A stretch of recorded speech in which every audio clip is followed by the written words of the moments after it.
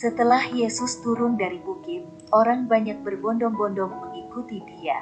Maka datanglah seorang yang sakit kusta kepadanya, lalu sujud menyembah Dia dan berkata, "Tuan, jika Tuan mau, Tuan dapat mentahirkan aku." Lalu Yesus mengulurkan tangannya, menjamah orang itu dan berkata, "Aku mau, jadilah engkau tahir." Seketika itu juga tahirlah orang itu daripada kustanya.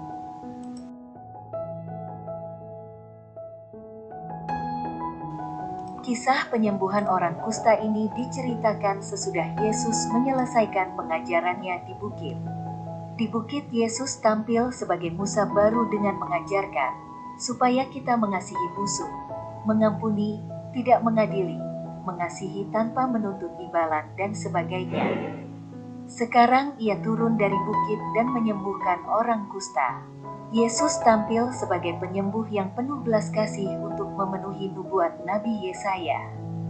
Tetapi sesungguhnya, penyakit kitalah yang ditanggungnya, dan kesengsaraan kita yang dipikulnya.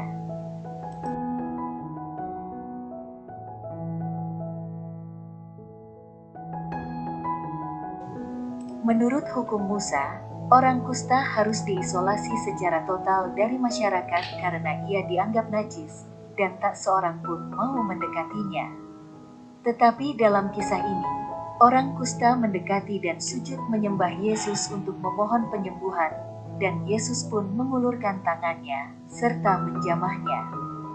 Dan ternyata jamahan Yesus menyembuhkannya, bukan saja kesembuhan kustanya, tetapi juga kesembuhan dari perasaannya yang terasing, terdiskriminasi dan terkutuk dari Allah. Yesus mengembalikan dia ke dalam masyarakat supaya diterima sebagai sesama dan mengangkatnya kembali sebagai anak Allah yang terkasih.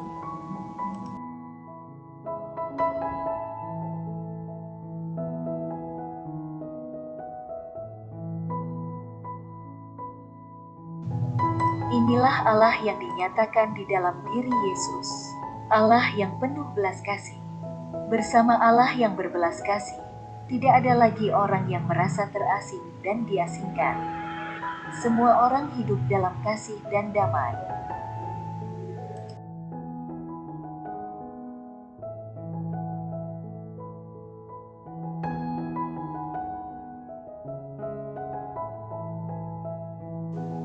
Yesus yang menghadirkan Allah yang berbelas kasih, kini tinggal di dalam diri kita karena kita telah menerima firman dan bahkan tubuh dan darahnya sendiri. Kita pun mestinya mampu menyatakan belas kasih Allah kepada sesama. Maka pertanyaannya adalah, bersediakah kita menjadi saluran belas kasih Allah bagi sesama, terutama mereka yang merasa diri terasing, terkucilkan dan tidak memiliki harapan lagi.